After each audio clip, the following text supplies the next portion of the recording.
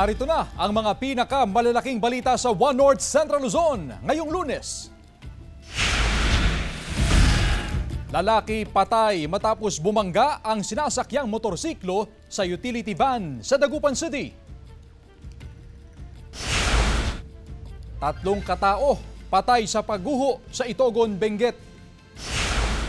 Ilang motorista maaga nang nagpakarga ng langis dahil sa big time oil price hike na nakaamba bukas. At mga ulap na kulay bahaghari nasilayan sa Apayao.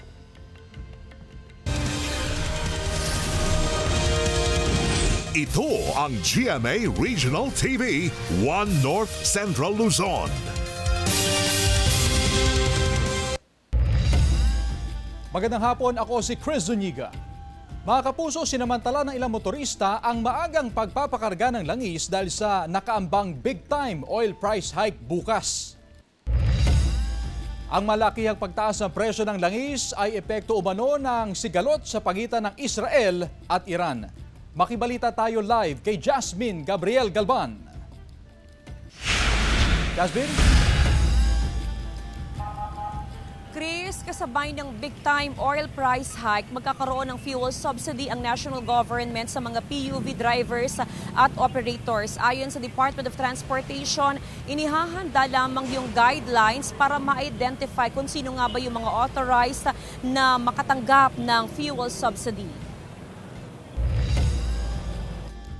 Alas 9 pa lang ng umaga ngayong Lunes, sunod-sunod na ang pagdating ng mga motorista magpapakarga ng langis sa kanilang mga sasakyan sa isang gasoline station sa Mangaldan, Pangasinan. Minamadali nila magpagas dahil sa nakaambang big-time oil price hike bukas, June 24. Halos 5 piso ang projected oil price increase sa kada litro ng diesel at kerosene, habang nasa 3 piso naman ang inaasahang pagtaas sa kada litro ng gasolina. Last night pa yata lumabas yung news na magkakaroon ng big time hike. So yeah, mabuting maisambot ng magpakarga today. Tataas. Kailangan ng i-full tank. Sayang din yung yung ilang piso na itataas. Ayon sa Department of Energy, bunsod pa rin ng sigalot sa pagitan ng Israel at Iran ang oil price increase. Kasabay ng dagsa ng mga nagpapakarga ng langis sa mga gasolinahan, nakatatanggap daw ngayon ng reklamo ang DOE ukol sa umano'y hoarding ng langis ng ilang gasoline station. Nakakatanggap kami ng mga ganong complaint na magpapakarga sila kasi sinasabi ng mga gas station na wala silang laman. Yun nga, kung sakaling may mga gano'n na may pagdududa o talagang nakita nyo naman na parang may hoarding na nangyayari kasi bawal ang hoarding diba? So dapat ipagbigay alam sa Department of Energy. In fact, regular din naman yung inspection na kinoconduct namin.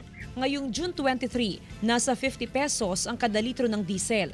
Nasa 54 hanggang 55 pesos naman ang kada litro ng gasolina. Inaasahan hanggang mamayang gabi ay dadagsa ang mga motorista sa mga gasolinahan para humabol na magpakarga ng langis.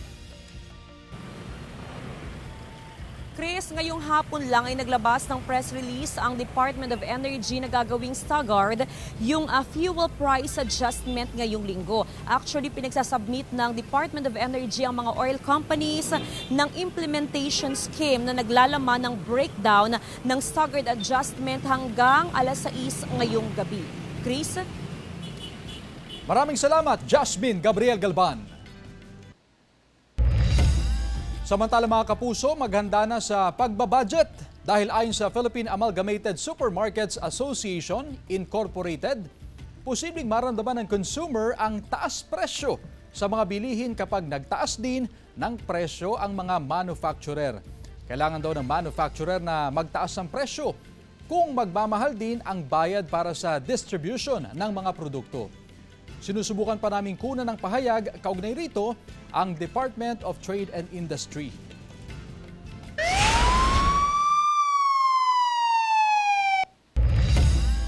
Dalawa ang patay habang isa naman ang sugatan sa magkakahiwalay na aksidente sa Hilagang Luzon. Yan at iba pang balitang tinutukan ni CJ Turida.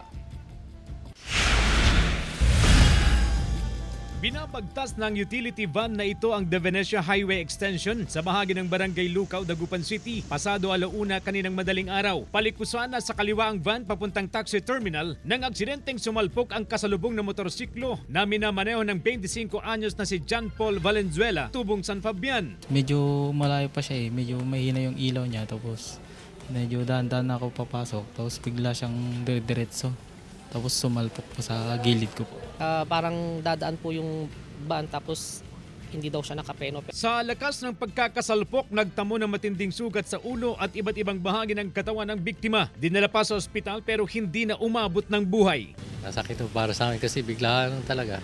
Pero ayon sa pulisya, hindi na magsasampa ng kaso ang kaanak ng biktima matapos mangako ang driver ng van na tutulong sa mga gastusin ng pamilya. Hindi po natin alam kung kailan mangyayari ang aksidente. Iba yung pag-iingat ang ating gawin at alertness po.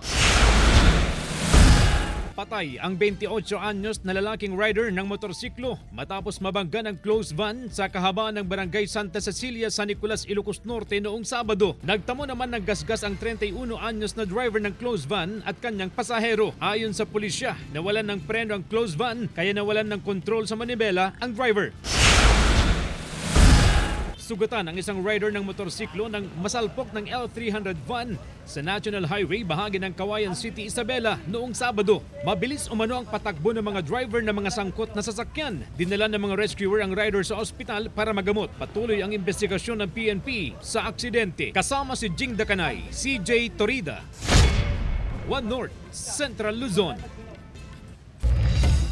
Kita naman sa video na umuusok ang sasakyan na ito sa kalsada sa Arellano Extension, Barangay Ugak, Tuguegarao City.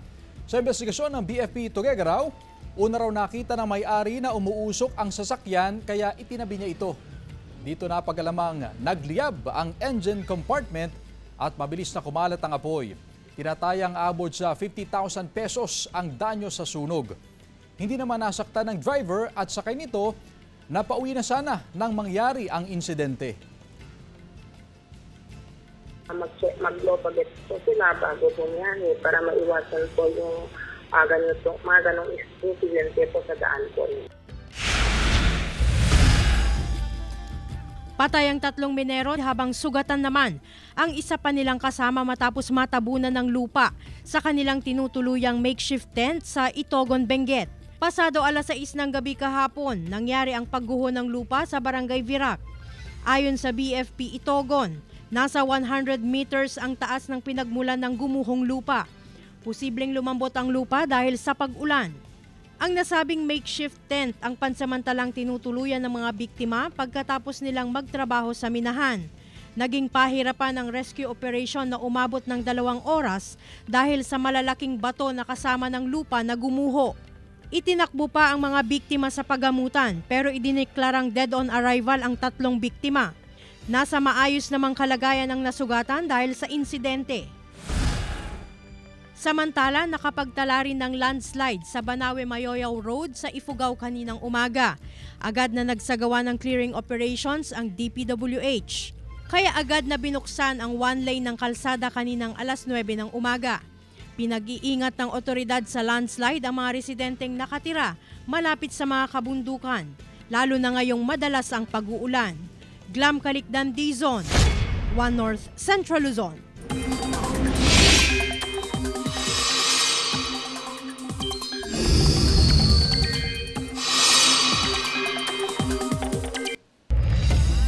Mga kapuso, may binabantayang bagyo sa labas ng Philippine Area of Responsibility. Huling namataan ng bagyo sa layong 2,380 kilometers east-northeast ng extreme northern Luzon. Taglay nito ang lakas na 65 kilometers per hour at pagbugso na abot sa 80 kilometers per hour. Kumikilos yan pahilagang kanluran sa bilis na 15 kilometers per hour. Pero ayon sa Pag-asa, hindi yan makakaapekto sa bansa. Sa halip, ang southwest monsoon o hanging habagat ang inaasahang magpapaulan sa malaking bahagi ng bansa. At base naman sa datos ng Metro Weather, maulan ang panahon ngayong araw sa Central Luzon, lalo na sa Zambales, Tarlac, Pampanga at Bataan. Posible rin ang pag-ulan sa ilang pang bahagi ng bansa.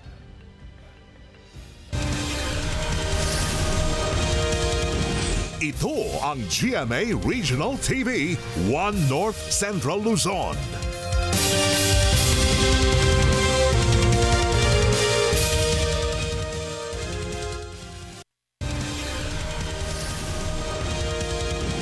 Ito ang GMA Regional TV 1 North Central Luzon.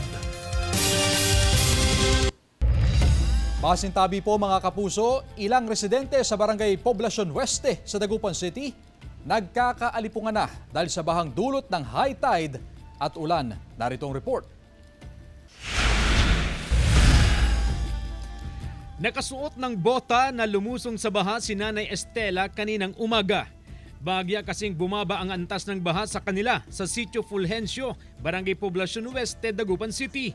Pero nitong mga nakaraang araw, pinasukan daw ng tubig ang kanyang bota dahil sa lalim ng baha. Kaya siya tinamaan ng alipunga. Masakit. Tinitiis lang. Makati at masakit. Pagdating ng gabi, yun, nilalagyan ko ng alcohol. May munting tindahan si Nanay Estela sa Barangay Covered Court, kaya araw-araw siyang lumulusong sa baha. Simula pa raw noong unang linggo nitong buwan, binabaha ang kanilang sityo. Bunsod ito ng high tide at nararanasang pag-ulan. Kahapon bumuhos ang malakas na ulan. Mabilis na naipon ang tubig sa bahaging ito ng A.B. Fernandez East. Pero ayon sa City Disaster Risk Reduction and Management Office, mabilis naman na humupa ang baha. And main reason din na-observe din natin is kapag malakas talaga yung buhos ng ulan is yung mga drainage natin hindi masyado magko-cope up. Patuloy ang rehabilitasyon at konstruksyon ng mga drainage system sa lungsod. Regular din ang declogging operations ng City Engineering Office sa mga kanal. May mga isolated areas din tayo na naipon yung tubig kasi may mga parts na hindi pa tapos yung drainage system. Tuloy rin ang mga programa ng city government para maresolba ang problema sa baha sa lungsod. Kasama si Jing Dakanay, CJ Torida, 1 North Central Luzon. Samantala, pagtaas ng antas ng tubig sa Payas Creek sa Mangaldan, Pangasinan, nararanasan ngayong tuloy-tuloy ang buhos ng ulan. Sundan sa report. Kapansin-pansin daw ang pagtaas ng antas ng tubig sa Payas Creek sa Barangay Anolid, Mangaldan, Pangasinan. Sa monitoring ng mga opisyal ng barangay, mabilis ang pagtaas ng antas ng tubig dahil na rin sa tuloy-tuloy at malakas na buhos ng ulan. Idagdag pa raw rito ang pag-release ng tubig ng National Irrigation Administration sa mga irrigation canal. Ang pinangangambahan ng ilang residente ay ang posibleng pag-apaw ng tubig sa Payas Creek. Gaya ni Teddy, bagamat pinataasan na ang kanyang stall, hindi niya maiwasang mangamba dahil malapit lang ang kanilang pwesto sa creek. Opo, mataas po talaga pagka malakas ang ulan, lalo pag sang araw na. Ay, malamang pag malakas ang ulan, may tendency talagang aapaw yan. Siyempre, yung pag-apak mo dyan, malamang gagalisin yung paa. Ayon sa mga opisyal ng barangay, karaniwang mga residente ng Purok 5 ang apektado ng pagbaha sa tuwing umaapaw ang Payas Creek. Kaya naman ito na ang inunang isinailalim sa dredging noong mga nakaraang linggo. Thankful pa rin kami kasi naumpisahan na po namin yung pag-dredging sa creek or sa Payas. Kaya yung daloy po ng tubig, hindi po kagaya dati na stagnant po siya. Ngayon po talagang tuloy-tuloy po hanggang doon sa may papuntang ilog na po talaga. Sa buwan ng Hulyo ay may mga nakaschedule ding dredging operation sa Payas Creek kasama si Henry Duminsil, Jasmine Gabriel Galban, 1 North Central Luzon.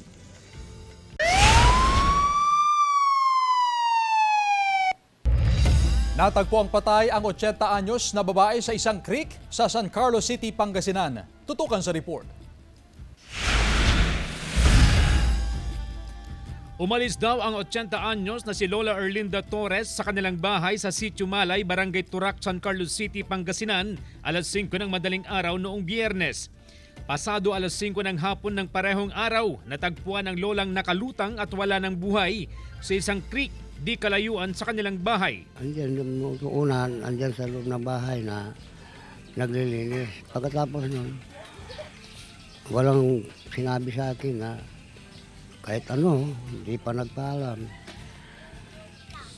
Nung puntahan ko siya, uuwi na ako, hindi ko na naabutan. Ayan lang ang narinig ko sa kanya. Ayon sa investigasyon ng otoridad, maaaring nadulas ang biktima habang naglalakad malapit sa creek, nahulog at doon na nalunod. Wala namang nakikitang foul play ang otoridad sa insidente. Kumbinsido rin ang kaanak ng biktima. Dahil po under investigation, hindi pa rin po tayo sigurado kung ano po talagang hindi pa rin po tayo makapagsabi ng final na conclusion po regarding po dito sa incident, sir. Nagpaalala ang otoridad sa publiko na bantayan ang mga kaanak na may edad na upang mailigtas sa anumang kapahamakan. Lalo na po at tag-ulan na po ngayon, iwasan po natin yung medyo lumalapit sa mga rivers, body of waters or sa mga creek po na kagaya po ng ganito. Kasama si Ron Tanyedo, CJ Torida, One North Central Luzon. Naaresto ang dalawang lalaki matapos salakayin ng mga otoridad ng isang illegal na LPG refilling plant sa Angeles City. Nasabat ang tinatayang aabot sa 6.5 million pesos na halaga ng mga illegal na produktong LPG sa operasyon ng CIDG. Nadiskubre sa lugar ang ilang illegal na operasyon ng pagre-refill at muling pagbebenta ng LPG. Ayon sa mga otoridad, modus ng planta na magbenta ng refilled LPG gas sa mas murang halaga. Kinumpiska rin ng otoridad ang iba't ibang gamit sa planta. Naharap sa patong-patong na kaso ang mga sospek na wala pang pahayag. Based po sa prior information, binebenta po siya, nagre-range po ng 750 to 800 po yung tangke na refilled galing po dun sa nasabing refilling plant. Compared po sa price po nila na nagre-range po ng 900 to 1,000 po. Mga kapuso, simula ngayong araw, abangan ang dalawang Kapuso series sa GMA Network. Una riyan pagkatapos ng It's Showtime, ang My Father's Wife sa GMA Afternoon Prime. Pinagbibidahan yan nila Kylie Padilla, Hazel Kinuchi, Jack Roberto at Gabby Concepcion. Mapapanood naman sa GMA Prime Series ang Sanggang Dikit for Real na pinagbibidahan ni Kapuso Drama King Dennis Trillo at Kapuso Ultimate Star Jenilyn Mercado. Mapapanood yan 5 o 8:50 p.m. pagkatapos ng Encantadia Chronicles Sangre.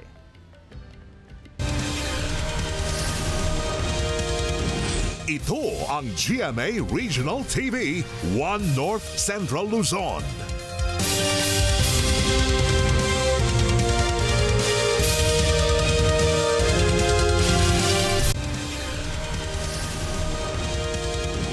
Ito ang GMA Regional TV, One North Central Luzon. Sugatan ang 27 anyos na sospek sa pang-hold up sa isang 40 anyos na biktima sa Barangay Sapang, Cabanatuan City. Ayon sa PNP, agad na nakatawag ang biktima sa mga pulis kaya mabilis silang nakaresponde. Nasa kote ng mga otoridad ang sospek sa masukal na bahagi ng Barangay Sapang pero imbis na sumuko ay pinaputukan daw niya ang mga pulis. Gumanti ng putok ang mga pulis kaya tinamaan ng bala sa tiyan ng sospek at kalaunay na aresto. Na-recover mula sa sospek ang isang homemade caliber .38 revolver, 3 cellphones, isang wallet na may lamang pera, identification card na tinangay ng sospek mula sa biktima. Wala pang pahayag ang sospek, nakasalukuyang nasa pagamutan. Ang suspect natin ay involved din sa carnapping at nahuli na rin po sa illegal drugs operation. Mahigit 10 bilyong pisong halaga ng shabu nasabat ng Philippine Navy sa dagat ng Zambales. Naka-alerto, Joel Fernandez. Nasabat ng pinagsanib na pwersa ng Philippine Navy Northern Luzon Naval Command, PDEA at ng PNP Philippine Drug Enforcement Group ang isang fishing vessel sa karagatan ng Zambales noong Biyernes. Karga ng bangka ang tinatayang nasa 1.5 tonelada ng shabu na may halagang aabot sa higit 10.2 billion pesos. Nadatnan sa bangka ang isang Chinese-Malaysian national na hinihinalang miyembro ng grupong responsable sa serye ng paglalaglag ng floating shabu sa mga baybayin ng Zambales, Pangasinan, Ilocos Sur, Ilocos Norte at Cagayan. We believe that this particular person po is a member of some GOR International Crime Syndicate. Iniimbestigahan na rin ng otoridad ang may-ari ng bangkang rehistrado sa Pilipinas upang matukoy ang posibleng partisipasyon niya sa nasabing drug smuggling attempt. Isa umano ito sa pinakamalaking drug seizure sa kasaysayan ng bansa.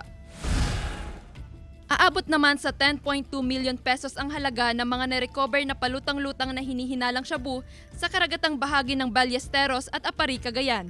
Ayon sa PDEA Region 2, unang nakita ng mga mangingisda mula Barangay Bisago, Apari ang palutang-lutang na isang vacuum-sealed plastic na naglalaman ng pinaniniwalaang kontrabando. Agad itong ipinasakamay sa otoridad. Batay sa pagsusuri ng PDEA, tinatayang aabot sa 1.5 kilos ang timbang ng hinihinalang shabu. Natagpuan ding palutang-lutang ang isang plastic container sa baybayin ng Santa Praxedes, Cagayan na may laman umanong sangkap sa paggawa ng ilegal na droga. Selyado umano ito at agad isinuko ng mga mangingisda sa otoridad. Ipinasakamay na ito sa PDEA Laboratory para sa pagsusuri. Joel Fernandez, One North Central Luzon. 3 katao arestado sa magkakahiwalay na buy-bust operation sa Ilocos Norte. Nakaalerto Glam Caligdan, Dizon. Arestado ang 38 anyos na barangay kagawad sa drug buy-bust operation ng pulisya sa Nueva Era, Ilocos Norte. 13 maliliit na pakete ng hinihinalang shabu ang nakuha sa sospek na nasa 3 gramo at nagkakahalaga ng 20,400 pesos. Nakuha rin sa sospek ang 8 bala ng caliber 22. Dati na umanong sumuko sa pulisya ang sospek dahil sa iligal na gawain. Sa Bacara, Ilocos Norte, kalaboso rin ang 52 anyos na magsasaka sa drug buy-bust operation. 8 pakete ng hinihinalang shabu na nasa 1.13 grams ang nakuha sa sospek na nagkakahalaga ng 7,500 pesos. Itinuturing na street-level individual ng PNP at PDEA ang sospek. Natimbog naman ang 33 anyos na driver sa drug buy-bust operation sa San Nicolas, Ilocos Norte. Ayon sa pulisya, isang pakete ng hinihinalang shabu ang nabili sa kanya ng nagpanggap na buyer ng droga. Nakumpiska rin sa kanya ang 4 pang pakete ng hinihinalang shabu na nasa 1.5 grams at may street value na 10,200 pesos. Nabawi rin ang ginamit na buy-bust money at drug paraphernalia. Sinampahan na ng kaukulang kaso ang 3 naarestong sospek na wala pang pahayag.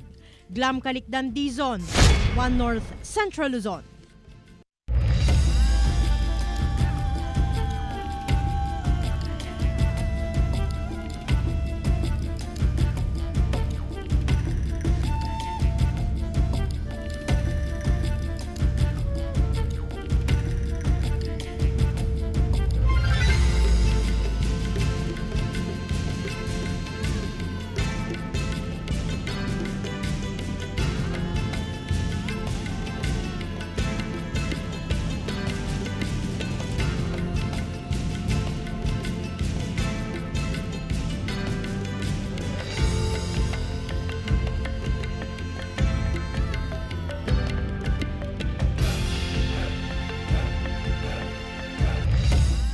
Tatlumput-anim na magsing-irog sa Dagupan City, sabay-sabay na ikinasal ngayong tinaguriang Wedding Month. Silipin sa report. 36 na magsing-irog mula sa Dagupan City ang sabay-sabay ikinasal noong Biyernes. Bukod sa tinaguriang Wedding Month ang June, isinabay rin ang aktibidad sa pagdiriwang ng agaw na Dagupan. Pag sinabi po kasi nating mass wedding po, nalilibre po natin ang mga couples natin sa papeles. So yung pong bayad sa Senomar, sa seminar, yun pong bayad po nila doon sa pag-apply ng marriage license. So libre po yun hanggang sa registration na po ng marriage contract. Taon-taon isinasagawa ang mass wedding na pinangungunahan ng City Population Office. Layon nitong matulungan ang mga indigent couple na mahigit 5 taon nang nagsasama at meron na rin mga anak. Tulong ito ng lokal na pamahalaan upang maging legal ang kanilang pagsasama. Kabilang si Patricia at Jairus sa mga ikinasal, parehong 18 anyos ang magsing-irog. Sila ang youngest couple sa mass wedding. 4 na taon na silang magkasintahan at nabiyayaan na ng isang supling. Taga-barangay Mamalingling si Jairus. Tubong San Jacinto naman si Patricia. Umusbong daw ang kanilang pag-iibigan sa social media. Magpatuloy ka lang sa mga ginagawa mo para mag-ingat ka. Sana huwag mo kami pababayaan ng anak mo. Sana mahalin mo kami. Tapos mag-iingat ka palagi sa work mo. Kaya na I love you. Mahal na mahal kita. Todo suporta ang mga kamag-anak sa mga ikinasal sa napakahalagang araw na ito ng kanilang buhay. Kasama si Henry Duminsil, CJ Torida, One North Central Luzon. Nagbistulang painting sa kalangitan ang nakunan ng news scooper na si Jomar Malubay sa Luna Apayao noong Biyernes. Ang rare sky phenomenon na yan ay tinatawag na iridescent o rainbow clouds. Kwento ni Jomar, dali-dali raw siyang umuwi para kunin ng kamera at kuhanan ng litrato ang makulay na ulap. Panandalian lang daw itong nasilayan at nawala rin kalaunan.